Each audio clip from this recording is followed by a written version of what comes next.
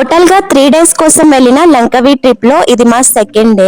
Hello there, welcome back to my channel. మేముంటున్న house నుంచి breakfast చేసి 10 AM వరకు ఈ ప్లేస్ కి రీచ్ అయ్యాము. ఈ రోజు మేము విజిట్ చేస్తుంది ఒక ఐలాండ్. మేము గ్రూప్ మొత్తం కలిసి ఒక బోట్ ని ప్యాకేజ్ కింద బుక్ చేసుకున్నాము. ఇక్కడ బోట్స్ అయితే చాలా ఎక్కువగానే అవైలబుల్ ఉంటాయి. ఒక పర్సన్ కి కావాలన్నా కానీ ప్రైవేట్ గా బోట్ ని బుక్ చేసుకోవచ్చు. ఇంకా ఇక్కడ బోట్ మేము ముందుగానే బుక్ చేసుకోవడంతో వెయిటింగ్ చేయాల్సిన అవసరం కూడా రాలేదు. అలా బోట్ స్టార్ట్ అయిన తర్వాత 4 hours వరకు మనకి టైం పీరియడ్ ఉంటుంది. సో వాళ్ళు డిఫరెంట్ స్పాట్స్ కి తీసుకెళ్తారు కాబట్టి అక్కడ మనము టైం స్పెండ్ చేయొచ్చు. ఈ డిఫరెంట్ స్పాట్స్ అన్ని మనకి ప్యాకేజ్ ఇంక్లూడ్ అయి ఉంటుంది. ఇలా తీసుకెళ్లి ఆ స్పాట్స్ దగ్గర మనల్ని డ్రాప్ చేస్తారు. ఫస్ట్ డ్రాప్ చేసిన ఈ బ్యాట్ కేవ్ దగ్గర మాత్రం 2 ringgits పర్ హెడ్ చార్జ్ చేశారు. ప్లేస్ ఎంటర్ అవ్వడంతోనే మంకీస్ ఉన్నాయి జాగ్రత్త, ఏమన్నా అయినా మాకు సంబంధం లేదు అన్న బోర్డు చూడగానే ఏముందిలే మంకీస్ కదా మనకు అలవాటేగా అనుకున్నాం. కానీ మన చేతిలో ఉన్న థింగ్స్ ని లాక్కెళ్లడం లేదా బ్యాగ్ కి ఉన్న జిప్స్ ని ఓపెన్ చేయడం, మన వెంట పడడం, ఇలాంటి పనులు చేయడం వల్ల మంకీస్ తో భయపడి తిరిగి వెళ్ళిపోవాలి అనిపించింది.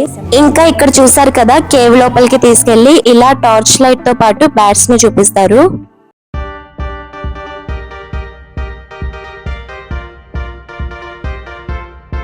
కోతుల గొడవతో గబ్బిలాల్ని చూడడానికి వెళ్ళిన మాకు ఒక అడ్వెంచర్ ట్రిప్ లాగా అయిపోయింది అనుకోండి. కానీ ఫారెస్ట్ మధ్యలో ఎవరో నిజంగానే డిజైన్ చేసినట్టు ఎంతో మంచిగా క్రాఫ్టెడ్ అయి ఉన్న ఈ కేవ్ ని చూస్తే థ్రిల్లింగ్ గా అనిపించింది.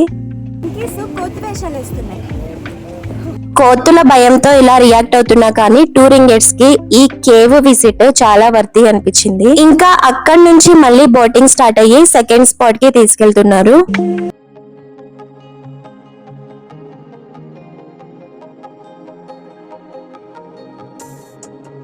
సెకండ్ స్పాట్ వచ్చేసి ఫిష్ ఫీడింగ్. ఫిష్ ని టచ్ చేయడం కానీ లేదా వాటితో పాటు ఫొటోస్ దిగడం కానీ ఇలా ఫీడ్ చేయడం కానీ చేయొచ్చు. ఈ స్పాట్ లో మనం ఏమాత్రము చార్జ్ చేయాల్సిన పని లేదు. వాళ్ళే ఫ్రీగా ఫిషెస్ ని ప్రొవైడ్ చేస్తారు.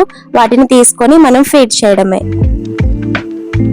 ఇంకా ఈ మంకీ ఫీడింగ్ కోసం మేమేం తీసుకురాలేదు కాబట్టి ఇక్కడ నుంచి డైరెక్ట్ గా వెళ్ళిపోయాము.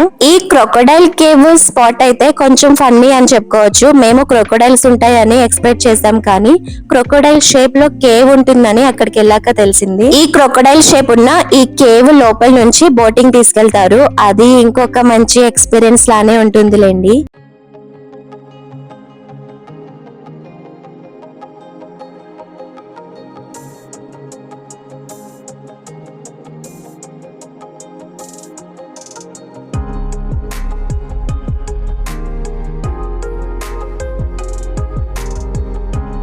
ఇక్కడ చూస్తున్నారా, ఈయన మీట్ ని వాటర్ లో అలా డ్రాప్ చేస్తున్నారు. సో దట్ ఈగల్స్ వచ్చి ఆ మీట్ ని క్యాచ్ చేస్తాయి అన్నమాట.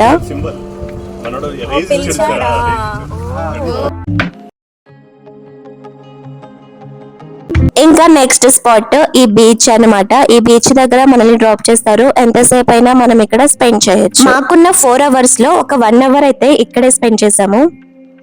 దాని తర్వాత మళ్ళీ ఇంకొక స్పాట్ కి తీసుకొచ్చారు. ఇక్కడ స్నార్క్లింగ్ చేయొచ్చు. వాటర్ చాలా క్లియర్ గా ఉంటుంది.